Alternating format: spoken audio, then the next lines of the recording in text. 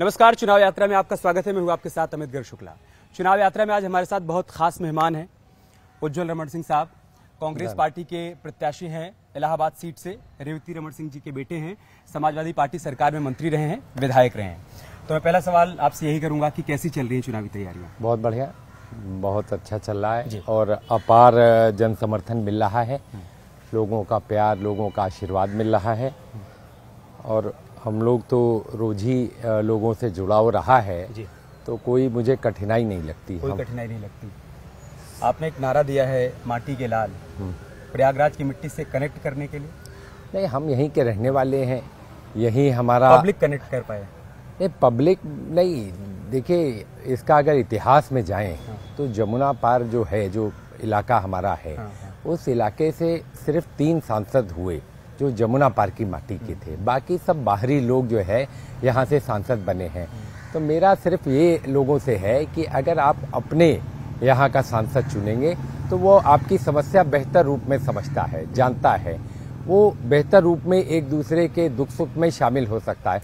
बाहरी व्यक्ति कहीं का भी हो, बाहरी ही होता है, कुछ दिन के लिए जरूर आता है। अगर आप देखें भारतीय जनता पार्टी तो हर बार एक नया उम्मीदवार उतार देती है, हर बार एक नया प्रयोग करती है। तो इसलिए हम लोगों को ये जो है समझाने की कोशिश कर रहे हैं कि जो आपके दुख सुख में खड़ा हो, जो आपकी समस्याओं को जानता हो, जो हर गांव तक पहुंचा हो, तो उसको अगर आप मौका देंगे तो बेहतर रूप में वो आपकी सेवा कर सकेगा।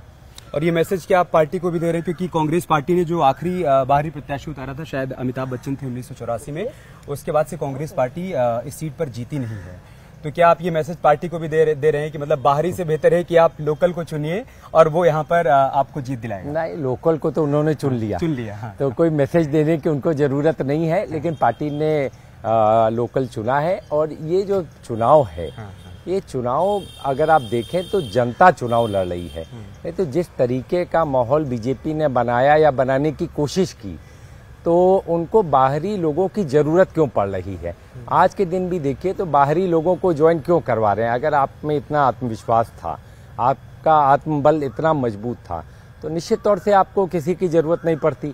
लेकिन कहीं न कहीं उनके में घबराहट है। और जिस तरीके के भाषा का प्रयोग इधर भारतीय जनता पार्टी द्वारा पहले, दूसरे, तीसरे चरण की बात किया जा रहा है, मुझे लगता है कि भारतीय जनता पार्टी थोड़ा असहज महसूस कर रही है कि जनता, क्योंकि जनता की ताकत ही है जो विपक्ष को इतना आगे ले जा रही है। मैं बाकी सवालों पर आऊंगा, लेकिन चूंकि आपने वो भाषा वाली बात का जिक्र कर दिया है, इसलिए मैं एक सवाल आपसे इस पर कर लेता हूं कि राहुल जी ने भी हाल फिलहाल में जितने बयान प्रधानमंत्री मोदी को लेकर दिए, उसमें तू तड़ाक वाली भाषा का इस्तेमाल किया।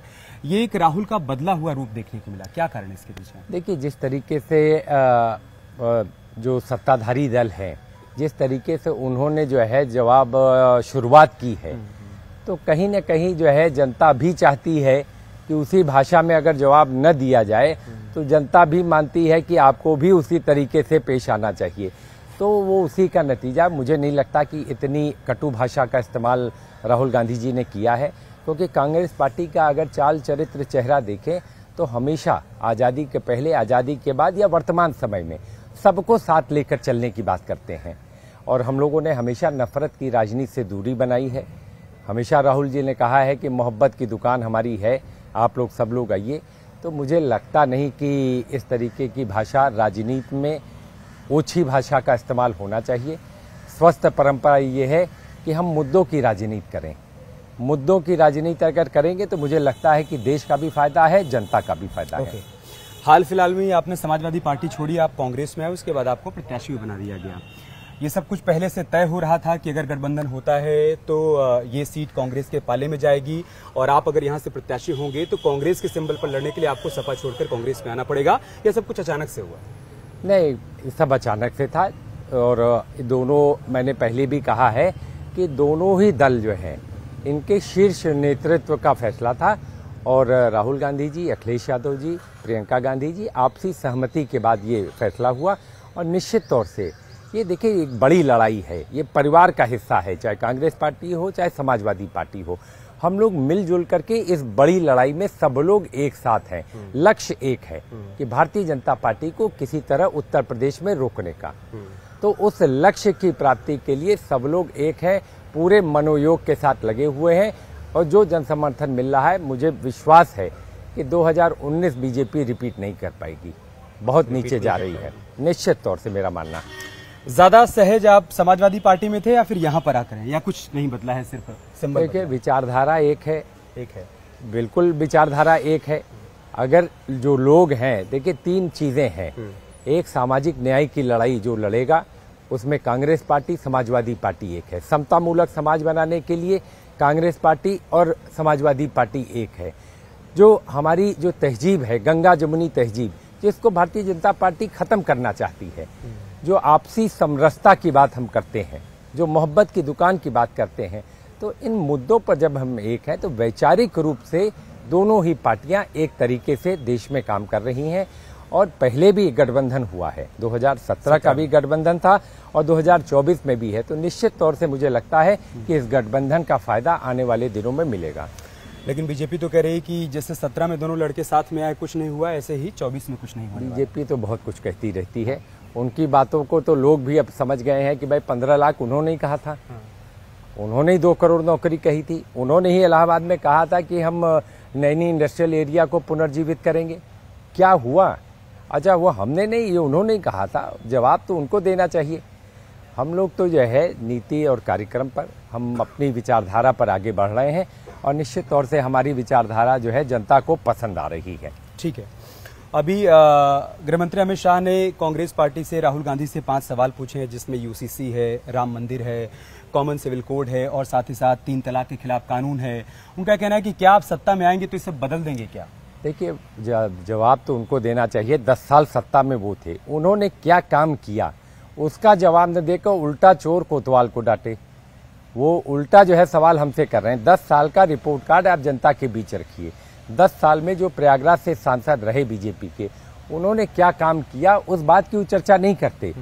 वो सिर्फ घुमाने के लिए उन मुद्दों को, तो जनता जो है भटकना नहीं चाहती, जनता भटकाव की राजनीति नहीं चाहती, सीधे मुद्दों की राजनीति चाहती है। मुद्दा क्या है? महंगाई मुद्दा है। मुद्दा क्या है? बेरोजगारी मुद्दा है। प्रयागराज में मुद्दा क्या है? सबसे बड़ा मुद्दा पेपर लीक का मुद्दा है। सबसे ज्यादा छात्र पूरे उत्तर प्रदेश में कहीं पढ़ने आता है तो प्रयागराज में पढ़ने आता है। अगर आप पेपर लीक करा देते हैं तो उसका भविष्य कहाँ रहता है? तो ये मुद्दे हैं, वास्तविक मुद्दों की चर्चा। अगर आप हमारे क्षेत्र में चले जाएं तो सिंचाई के पानी की व्यवस्था भारतीय जनता पार्टी के 10 साल की सरकार में कोई व्यवस्था नहीं हुई। अच्छा। किसान परेशान है, किसान परेशान है, छुट्टा जानवर से किसान परेशान है। जो डीएपी और यूरिया के आप दाम बढ़ाते जा रहे हो और बोरियों का वजन कम करते जा रहे हो, किसान उससे परेशान है। तो ये मुद्दे ये हैं। मैं जनता के बीच में भी जा रहा हूँ उज्जवल सर, लेकिन लोगों का कहना है कि अगर आप ये करें कि ये मुद्दे हैं और इन्हीं मुद्दों पर आप आगे बढ़ रहे हैं, तो फिर अचानक से मणिशंकर अय्यर का बयान आ जाना, उनका ये कहना कि पाकिस्तान के पास भी एटम बम है, हमें उनसे बातचीत करनी चाहिए, या फारूक अब्दुल्ला का बयान आ जाना कि आप पाकिस्तान को हल्के में मत लीजिए, उनके पास भी एटम बम है, तो फिर अचानक से पाकिस्तान और ये सब बातें क्यों होने लगती है? ये तो भारतीय जनता पार्टी, ये हिंदुस्तान, पाकिस्तान, ये खाली चुनाव में ही। मणिशंकर अय्यर कौन है?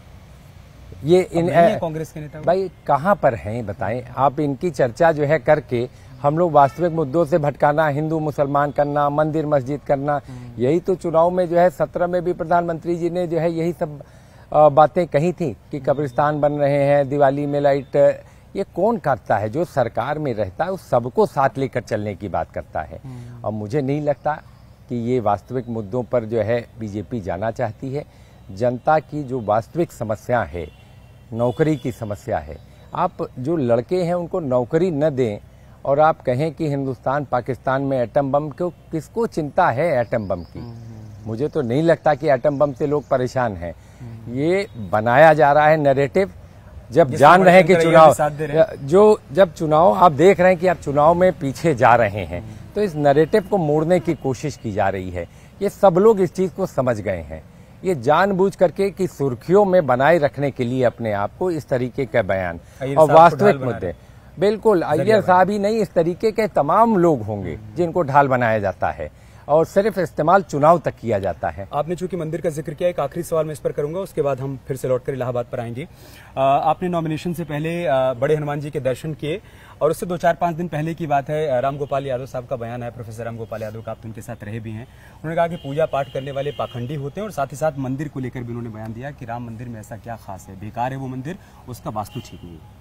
इस पर आप नहीं, इस पर तो शंकराचार्य जी ने जो बातें कही हैं हमारी समझ से उसी परिप्रेक्ष्य में उन्होंने बोला होगा।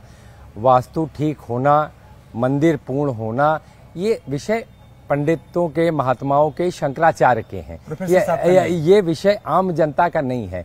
तो निश्चित तौर से मेरा मानना है कि अगर शंकराचार्य ने कोई बात कही है, क्योंकि हमारे हिंदू धर्म में हम उनको सबसे ऊपर मानते हैं, श्रेष्ठ मानते हैं, और शंकराचार्य ने अगर अपने मुखार बिंदुओं से इन विषयों को उठाया है तो भारतीय जनता पार्टी को या मंदिर ट्रस्ट को उन बातों का समुचित जवाब देना चाहिए। ये पब्लिक डोमेन में ये चर्चाएं हैं, लोग इस पर सवाल करते हैं, तो लाजमी है कि जो सार्वजनिक जीवन में है शंकराचार्य की बातों का अगर हम अनुसरण करें और सवाल करें तो हमको जो है साबित कर दिया जाता है कि आप हिंदू नहीं हैं। हर व्यक्ति की आस्था भगवान में है, भगवान राम हमारे आराध्य हैं, चाहे किसी भी आप उसमें हो, तो हम भगवान को मानने वाले लोग हैं। और निश्चित तौर से जब मैंने नॉमिनेशन किया तो उससे पहले हनुमान मंदिर भी गए, मनकामेश्वर मंदिर भी गए, वहां पर भी हमने दर्शन पूजन किया, लेकिन वो हमारी व्यक्तिगत आस्था का प्रश्न है, वो सार्वजनिक दिखावे के लिए नहीं था। मैं अमूमन हर बार ये काम करता हूँ कभी, लेकिन ये आप लोग अब इस चीज को जो है, मैं 5वां-6ठा चुनाव लड़ने जा रहा हूँ, हर बार इस काम को पहले मैं करता हूँ तब आगे बढ़ता हूँ। जो भी प्रयागराज का रहने वाला है पहले, लेकिन लोगों ने इस बात की चर्चा नहीं की, लेकिन अब चर्चा कर रहे हैं, तो मतलब कुछ न कुछ गूढ़ रहस्य इसमें है। सर, इस आस्था पर आशंका तब हो जाती है लोगों को जब अखिलेश यादव अयोध्या से रामलला से दूरी बनाए रखते हैं, जब प्रोफेसर रामगोपाल यादव कहते हैं कि पूजा पाठ करने वाले पाखंडी होते हैं, तब लोगों के मन में आशंका। अखिलेश यादव जी ने कहा है कि निश्चित तौर से उनकी भी आस्था है, बहुत सुंदर मंदिर वो इटावा में बनवा रहे हैं। भगवान शिव का मंदिर जो है बहुत सुंदर इटावा में बनवा रहे हैं, केदारेश्वर महादेव मंदिर जो है। तो मुझे नहीं लगता कि अखिलेश यादव की आस्था कहीं कम है कहीं, लेकिन किसी के कहने पर कोई काम किया जाए, ये हमारा व्यक्तिगत है कि हम जब मंदिर जाना चाहें, आप कहें कि आप आज ही मंदिर जाइए, अभी ही मंदिर जाइए, तो मुझे नहीं लगता कि किसी को इस तरीके से आगे जाएंगे जब उनका मन करेगा। निश्चित तौर पर जाएंगे, निश्चित तौर पर मैं बतला दूं, सब लोगों की आस्था, और जितना मैं जानता हूं अखिलेश यादव जी को, बहुत धार्मिक व्यक्ति हैं। डिम्पल यादव जी उनकी पत्नी बहुत धार्मिक है, पूरा परिवार बहुत धार्मिक है, नेताजी खुद ही बहुत धार्मिक थे। साधु महात्माओं का जितना सम्मान और जितना संस्कृत विद्यालयों के लिए नेताजी ने किया, शायद बीजेपी की डबल इंजन की सरकार ने नहीं किया होगा। शिक्षकों को वेतनमान देना हो, उनको सरकारी शिक्षक बनाना हो, विद्यालयों को अनुदान देना हो, संस्कृत विद्यालयों की बात, उस समय की मैं बात कर रहा हूं जब संस्कृत विद्यालय जो है बंद होने की कगार पर थे, तो नेताजी ने नया जीवन दिया था। तो मेरा मानना है कि सब लोग जो है धार्मिक रूप से, लेकिन इसका हम राजनीतिक रूप से बेजा इस्तेमाल करने के विरोध में है कि राजनीति में धर्म जो है ये हमारी व्यक्तिगत आस्था का प्रश्न है। सियासत का धर्म होना चाहिए, धर्म की सियासत नहीं होनी चाहिए। बिल्कुल। एक बार फिर से इलाहाबाद पर ही लौटते हैं। सामने नीरज त्रिपाठी हैं, एक बेदाग छवि, ऐसा भारतीय जनता पार्टी का भी कहना है, उनके कार्यकर्ताओं समर्थकों का भी कहना है। केशवनाथ त्रिपाठी साहब की भी एक बेदाग छवि। कितनी बड़ी चुनौती या मुकाबला आप उनसे मान रहे हैं इस बार चुनाव? देखिए, मैं तो सभी से मुकाबला मानता हूं, सभी से है, और वो भारतीय जनता पार्टी के प्रत्याशी है, तो निश्चित तौर से जो है मुकाबला तो है ही है। और पंडित केसरीनाथ त्रिपाठी जी का बड़ा कद था देश में और प्रदेश में, दोनों जगह, तो उनका सम्मान सबका है, सब लोग उनका सम्मान करते हैं। अब प्रत्याशी के बारे में मैं बहुत नहीं कहूँगा, ये हमारी विचारधारा की लड़ाई है। तो भारतीय जनता पार्टी ने जो काम नहीं किया, हम उन मुद्दों को उठा रहे हैं। हमारे व्यक्तिगत किसी से कोई लगाव या कोई लड़ाई नहीं है, हमारी ये है कि प्रयागराज में पिछले 10 सालों में जो उपेक्षा हुई है, जिस तरीके से प्रयागराज को आगे बढ़ना चाहिए था नहीं बढ़ पाया, जिस तरीके से प्रयागराज जो है एक जो बाकी शहर है उस दौड़ में शामिल होना चाहिए, आज प्रयागराज की क्या पहचान है? सोया हुआ शहर है, रिटायर्ड लोगों का शहर है। इसको किसने बना दिया? ये भारतीय जनता पार्टी की डबल इंजन की सरकार में एक आईटी पार्क नहीं आया, एक एम्स नहीं आया, एक मेट्रो नहीं आई, गंगा नदी की दशा और दिशा दोनों खराब हो रही। कारण क्या है?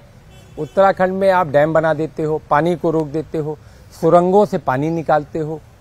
तो जब आप ये सब खत्म नहीं करेंगे, भाई प्रयागराज की संगम नगरी की पहचान माँ गंगा से है, अगर उसी का अस्तित्व खतरे में होगा तो कैसे प्रयागराज का गौरव हम स्थापित कर पाएंगे? गंगा को निर्मल बनाने से पहले गंगा को अविरल बनाना पड़ेगा, उसमें पानी छोड़ना पड़ेगा। बिल्कुल।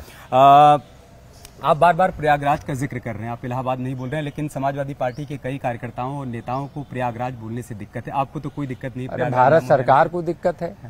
प्रयागराज का नाम पता नहीं आप जानते हैं कि नहीं जानते, इलाहाबाद संसदीय क्षेत्र है, सीट का नाम इलाहाबाद ही है। तो इलाहाबाद है तो गुरेज क्या होना चाहिए? दोनों में गुरेज नहीं होना चाहिए, चाहे प्रयागराज हो चाहे इलाहाबाद हो। जब भारत सरकार ही चेंज नहीं कर रही है, इलाहाबाद यूनिवर्सिटी है, इलाहाबाद हाई कोर्ट है, तो ये सब तो डबल इंजन के लोगों की ताकत थी।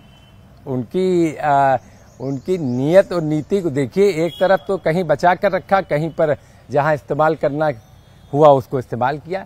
ये विषय नहीं है, विषय ये है कि नाम में कुछ नहीं, प्रयागराज की एक जो गौरव होना चाहिए था वो नहीं है, धीरे धीरे घटा है, इसकी हैसियत घटी है और घटाने में भारतीय जनता पार्टी का बहुत अहम किरदार है। लेकिन उज्जवल सर, वो तो ये कहते हैं कि हमने दिव्य और भव्य कुंभ का आयोजन किया। आज जिस तरीके का आयोजन प्रयागराज में हो रहा है संगम की रीति पर, ऐसा अतीत में कभी हुआ नहीं। क्यों नहीं? 2013 में जो है 2013 में कुछ कैजुअलिटीज भी हुई थी, उसका भी वो जिक्र करते हैं। वो कहते हैं कि 2019 जैसा कुंभ नहीं हुआ और उससे भी दिव्य और भव्य 2025 में होगा। देखिए, हम तो विधानसभा के पटल पर ये बात मैंने सुनी मुखार बिंदु से बीजेपी के लोगों से कि बहुत अच्छा इवेंट मैनेजमेंट किया। मुझे तो दुख हुआ ये बात सुनकर जो है, क्योंकि मैं प्रयागराज का रहने वाला हूँ। ये आस्था का केंद्र है, ये त्याग और तपस्या की भूमि है, कि इवेंट मैनेजमेंट की जगह नहीं है। और 5 स्टार कल्चर अगर आप कुंभ में ला देंगे तो मुझे लगता है कि ये उचित नहीं है। वहाँ त्याग और तपस्या के लिए, वहाँ आदमी कल्पवास करता है तो किसी चीज़ की प्राप्ति के लिए करता है, दान पुण्य करता है तो धर्म के लिए जो है ये सारे कार्य किए जाते हैं। मुझे नहीं लगता कि भारतीय जनता पार्टी इसको इवेंट बनाती है, इसका इवेंट मैनेजमेंट करती है। मैं इसके पक्ष में बिल्कुल नहीं हूँ और मेरा मानना है कि जो स्वरूप था, चाहे वो मेले का रहा हो, माघ मेले का, अर्ध कुंभ का, कुंभ का, हमको उसको बचाए रखना चाहिए। वो है कि ये हमारा धार्मिक आस्था का केंद्र है, हम एक श्रद्धा के साथ वहाँ जाते हैं। उस श्रद्धा को अगर आप खत्म कर देंगे 5 स्टार कल्चर से तो मुझे उचित नहीं लगता। हम वहाँ सत्संग सुनने जाते हैं, वहाँ जो धर्माचार्य लोग आते हैं, बड़े बड़े ऋषि मुनि आते हैं, उनके मुखार बिंदुओं से हम प्रवचन सुनते हैं। तो उसको 5 स्टार रूप का परिवर्तित जो बीजेपी करने का प्रयास कर रही है और वो ठीक नहीं है। और हमेशा महाराजा हर्षवर्धन के ज़माने से, सम्राट हर्षवर्धन के ज़माने से और आज तक कुंभ किसी की कृपा से नहीं जो है न चल रहा है और न आगे बढ़ रहा है। इस पर किसी का योगदान नहीं है, इस पर योगदान है तो भगवान की कृपा है और भगवान की महती कृपा की वजह से ये कार्य चल रहे हैं। अगर कोई कहे कि उनका श्रेय है, किसी का श्रेय मैं नहीं मानता। हम क्यों तो 2013 का श्रेय नहीं मानते, 2006 में हमने कराया, हम नहीं मानते। ये हमारा कर्तव्य है, दायित्व है। अगर हमको जिम्मेदारी मिली है तो उसका निर्वहन हम करना होगा। आखिरी के 1-2 सवाल मैं आपसे करूंगा, चुनावी व्यस्तता है आपके पास। कुंवर साहब अभी भी समाजवादी पार्टी में हैं, कुंवर रेवती रमण साहब, तो अभी आपके लिए वो प्रचार करने के लिए जाएं, चूंकि गठबंधन है तो जाएंगे, बहुत स्वाभाविक सी बात है, या आगे कुछ तय हुआ है कि वो भी कांग्रेस में आएंगे? देखिए, जो विचारधारा हम लोग की एक है, हम लोगों की जो सोच है वो एक है, जनता की सेवा करना। जनता की सेवा करके वो जहाँ पर हैं वहाँ कर रहे हैं और हमको जहाँ जिम्मेदारी मिली है वहाँ करेंगे। इसमें कहीं पर भी कोई विरोधाभास नहीं है। एक ही सिक्के के दोनों पहलू हैं, है ना। चाहे समाजवादी पार्टी हो, मैंने आपको पहले कहा कि ये कांग्रेस पार्टी एक परिवार का हिस्सा है हम लोग। तो ये मत मानिए कि दोनों अलग अलग हैं, दोनों के दल मिले कि दिल मिले, जो है दिल मिले हैं तभी हम लोग यहाँ तक पहुँचे हैं। क्या राहुल गांधी और अखिलेश यादव यहाँ पर प्रचार करने के लिए साथ आएंगे? क्योंकि आजकल कई जगहों पर साथ साथ नजर आ रहे हैं। निश्चित तौर से आएंगे, निश्चित तौर से आएंगे। मेरा मानना है निश्चित तौर से आएंगे। एक आखिरी सवाल मेरा आपसे, अभी मुख्यमंत्री योगी आदित्यनाथ की तरफ से भी कहा गया, गृह मंत्री अमित शाह ने भी कहा कि गठबंधन को वही लोग वोट कर रहे हैं या मोदी से वही लोग नफरत कर रहे हैं जिनको पाकिस्तान से प्रेम है। ये उनकी समझ है। गरीब, वंचित, शोषित वर्ग जो अपने आप को ठगा सा महसूस कर रहा है, असहाय महसूस कर रहा है इस सरकार में, जिसकी आवाज़ सुनी नहीं जा रही है, चाहे किसी भी वर्ग विशेष का व्यक्ति हो, सब लोग वोट कर रहे हैं। ये कहना वो मैंने बतलाया कि ध्रुवीकरण से भारतीय जनता पार्टी चुनाव को जीतना चाहती है और वो लोग अब समझ चुके हैं ध्रुवीकरण की राजनीति अब चलने वाली नहीं है। अब जनता साफ जवाब चाहती है कि आपने 10 साल में क्या किया, आप अपना रिपोर्ट कार्ड लीजिए। उसके ऊपर अगर भारतीय जनता पार्टी वोट मांगती तो मैं मानता कि भारतीय जनता पार्टी ईमानदार पार्टी है, चाल चरित्र और चेहरा साफ है। एक बार भी आप चर्चा में देखें, ये नहीं होता कि मैंने ये काम किया है आप हमको वोट करिए। किसी भी नेता के मुखार बिंदु से आप सुनने को नहीं आएगा कि हमने ये काम किए। मोदी की गारंटी की बात कर रहे हैं। गारंटी लोगों का विश्वास भारी पड़ता है। आपका जो विश्वास था, जिस लिए लोगों ने आपको वोट दिया था, किसी आशा और विश्वास के साथ दिया था, क्या लोगों की वो आशाएं पूर्ण हुई? जो विश्वास लोगों को था कि ये आएंगे तो ये बदलाव होंगे, मुझे नहीं लगता कि वो पूर्ण किया गया जाए। और जो बार बार ये बात कहना कि राम मंदिर हमने बनाया, राम मंदिर को बनाने की हैसियत ना हमारी है ना आपकी है। ये भगवत कृपा जब होगी, जब भगवान राम की कृपा हुई, सुप्रीम कोर्ट का जजमेंट आया, उसके बाद इस कार्य को पूर्ण किया गया और निस्संदेह उनकी सरकार थी तो वो कार्य आगे बढ़ा। लेकिन इसमें किसी का योगदान नहीं। जब भगवान सबके मन में है, कण कण में व्याप्त है, हर आदमी की अटूट श्रद्धा है, तो ये कह देना कि हमने इस कार्य को किया, तो मुझे लगता है कि भगवान राम के व्यक्तित्व को उसको छोटा कर जो है भारतीय जनता पार्टी उनके नाम पर भी वोट लेने का एक प्रयास कर रही है, जो मुझे नहीं लगता कि राजनीति में ये उचित है। अब चूंकि आप राम का जिक्र कर रहे हैं तो इसी से जुड़ा हुआ एक छोटा सा सवाल मेरा है। वो कहते हैं कि जिन लोगों ने राम भक्तों पर गोलियां चलवाई, वो जब राम का नाम लेते हैं तो वो दिखावा लगता है। पछतावा है आज उस बात का जब हुआ राम भक्तों पर गोलीकांड? देखिए, जो परिस्थिति थी, जो समय था और जो समय के अधिकारी रहे होंगे, ये भारतीय जनता पार्टी इसको पेश करना चाहती है कि ये हिंदू विरोधी हैं। तो ये उनकी छोटी मानसिकता है। जैसे जो भी मुख्यमंत्री रहता, अगर कल्याण सिंह रहते, अगर जो भी रहते, तो आखिर जो है वो कार्य जो है, अगर कोई ऐसा अनैतिक कार्य लोग कर रहे थे, भाई अगर कानून की दृष्टि से अगर वो सही कार्य था तो करने में कोई दिक्कत नहीं थी। अगर आप किसी के धार्मिक स्थल पर चढ़ेंगे, कुछ करेंगे, तो एक असहज तरीका अपनाया भारतीय जनता पार्टी ने और उसको एक राजनीतिक मुद्दा बनाया कि जो उसके विरोध में है वो हिंदू विरोधी है। मेरा मानना है कि सब लोग हिंदू हैं, सब लोग धर्म को मानते हैं, सब लोगों की आस्था धर्म में है और कोई बड़ा और कोई छोटा नहीं होता है धर्म में। और जो बनाने की कोशिश कर रहे हैं कि हम ही सबसे जो है इस धर्म को आगे चलाने वाले हैं, तो मुझे नहीं लगता ये उचित है। भारतीय जनता पार्टी की सोच नकारात्मक सोच है। वो सकारात्मक राजनीति नहीं करते, वो ध्रुवीकरण की राजनीति करते हैं, वो खाली वोट की राजनीति करते हैं। मेरा मानना है कि वोट से ऊपर देश है, वोट से ऊपर लोग हैं, लोग के प्रति आपकी जवाबदेही है, उस जवाबदेही पर चर्चा होनी चाहिए। ओके, एक आखिरी सवाल मेरा आपसे। कांग्रेस पार्टी ने अब तक इस सीट पर सबसे बड़ी जीत दर्ज की है 1984 में, जब अमिताभ बच्चन ने 1,87,000 से अधिक वोटों से जीत दर्ज की थी। उसके बाद रीता बहुगुणा जोशी 1,84,000 के आसपास हैं। 4 जून को उज्जवल रमण के खाते में कितने वोट आने वाले हैं और हार जीत का अंतर कितना रहने वाला है? देखिए, मैं न जोशी हूँ न सेफोलॉजिस्ट हूँ, तो बस यही कहूँगा कि जनता का आशीर्वाद मिलेगा, जनता का प्यार मिलेगा तो नतीजे अच्छे आएंगे। जनता परिवर्तन चाहती है और खाली 10 साल की जो उदासीनता है, जो इनके सांसदों की उदासीनता रही क्षेत्र के प्रति, जो हमारा क्षेत्र है उसके प्रति जिस तरीके से सांसदों ने व्यवहार किया, वो उसका गुस्सा है, उससे नाराजगी है और उसी का नतीजा है कि जो आने वाले दिनों में 25 मई को दिखाई पड़ेगा और जब 4 जून को गिनती होगी, मेरा विश्वास है कि जनता अच्छा नतीजा देगी, आशीर्वाद देगी, समर्थन तो दे ही रही है। लेकिन भारतीय जनता पार्टी के लोग कोशिश करते रहते हैं कभी मुकदमे में फंसाने की। अब एक कोविड का मुकदमा जिसकी मुझे जानकारी भी नहीं, उस मुकदमे को कहीं से निकाल कर हमारा पर्चा खारिज कराने की कोशिश कर रहे थे। अच्छा। आज तक मुझे उस मुकदमे की जानकारी ही नहीं कि कब कोविड में इन्होंने मेरे ऊपर मुकदमा कर दिया जो है। लेकिन भारतीय जनता पार्टी इस सब अदालतों से लड़ना चाहती है। मैंने कहा कि ये जनता की अदालत है, सबसे बड़ी अदालत ये है, यहाँ लड़ना चाहिए। वो पर्चा खारिज कराकर जो है लड़कर जीतना चाहते थे। मुझे लगता है कहीं ना कहीं उनके मन में घबराहट थी, तभी इस तरीके के काम कर रहे हैं, नहीं तो इसको करने की जरूरत है। आज तक तो हमने किसी के पर्चे पर ऑब्जेक्शन नहीं किया आज तक जो है, लेकिन इन लोगों की सोच और मानसिकता दर्शाती है। सारे लोगों के मुकदमे वापस हो गए जिनके ऊपर कोविड के ऊपर मुकदमा था। आपका रह गया? जानबूझ कर रह गया। ये भारतीय जनता पार्टी की सोच, अच्छा जिसकी जानकारी भी हमको नहीं कि मुकदमा आपने हमारे ऊपर कब कर दिया। आपकी चुनावी व्यस्तता है और ज्यादा समय में आपका लूंगा नहीं। बहुत बहुत धन्यवाद समय निकाल कर धन्यवाद आपका, बातचीत करने के लिए। बहुत बहुत धन्यवाद।